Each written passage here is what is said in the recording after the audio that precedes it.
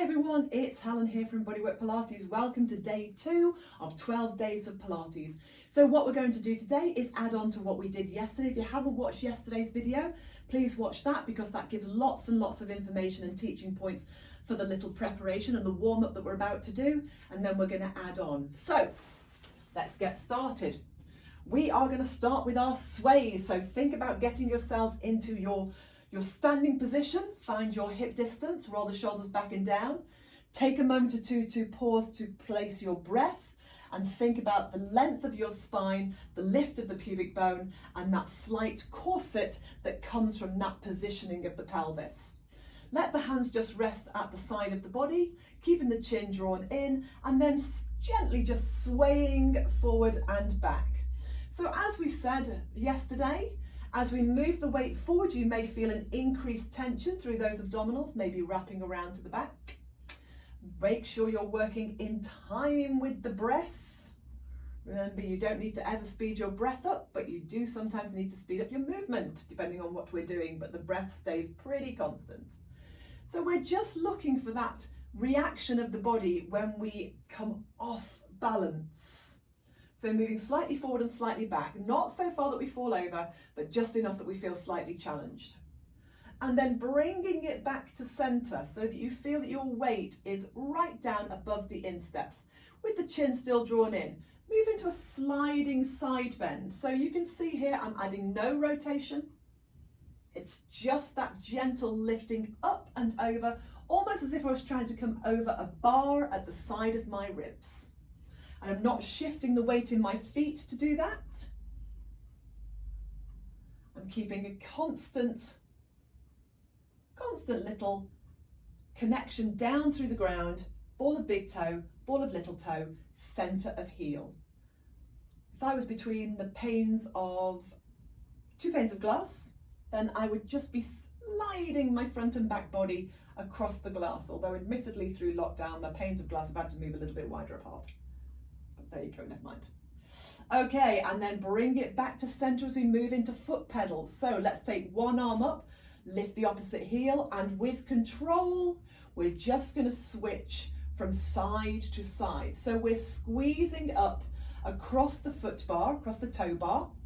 We're dropping the shoulder down, we're keeping the ribs in. We're not moving those hips too heavily from side to side. Don't want to feel like you're moving from your center line. And as always, as we bend the knee tracks second and third toes. So try to keep your knees tracking your toes.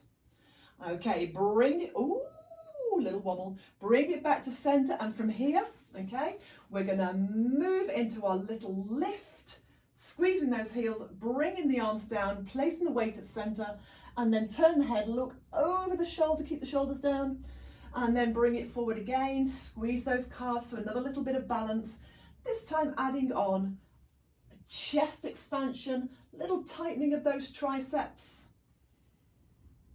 Don't need to take the arms too high, just to around about the corner of the eye is sufficient.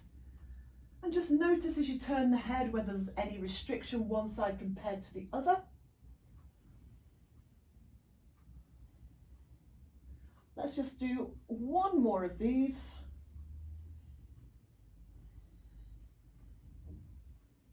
And then bring it back to center and go straight into your little hip hinge. So a slight softness at the knee is fine, but a real squeeze into those glutes as you come back up again.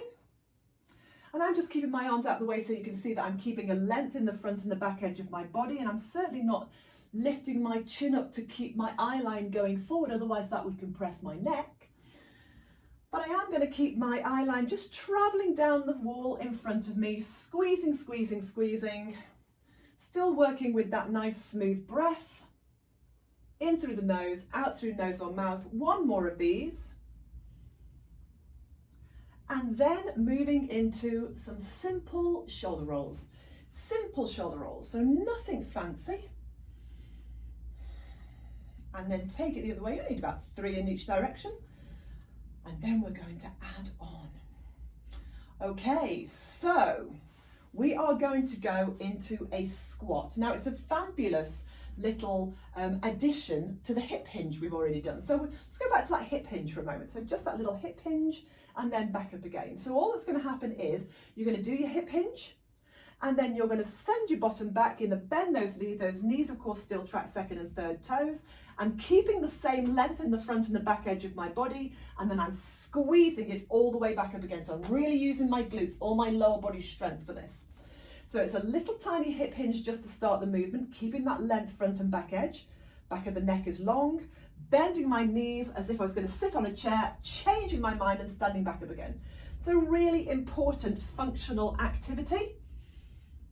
Okay, so this is something that's going to keep those lower bodies powering through. Little squat. It's really important that you don't try to complete your movement from your upper back. So what I often see is people going so far, finding that they can't go any further with their knees, but feeling the need to go further anyway, and so coming through from the spine. I really don't want you to lose any of the length in the front edge of the body as you do this. So again, those bony landmarks that we speak of, that distance from breastbone to pubic bone, from ribs to hips, that remains. And if you can't go any deeper, well, that's okay. Maybe over a period of time you might, but maybe that's the way you're made, okay? You might also find when you come to do squats that to get a little deeper, perhaps you have to change the position of your feet. So maybe you need to take the legs out a little further, turn the knees out a little bit more. Remember, then when you do that, you still track your knees over your second and third toes. Don't let your knees clash in and out, because the position of the thigh into the hip is really important when it comes to our squats. So let's just do a couple more of these, making sure that we're pretty happy with our technique. One more, just for luck. And then stand all the way up, give it a little shake out. And there you go. There's your first two movements, your prep, warm up, and your first movement, your squat, all put together. We will cover those again tomorrow when I see you again. Take care.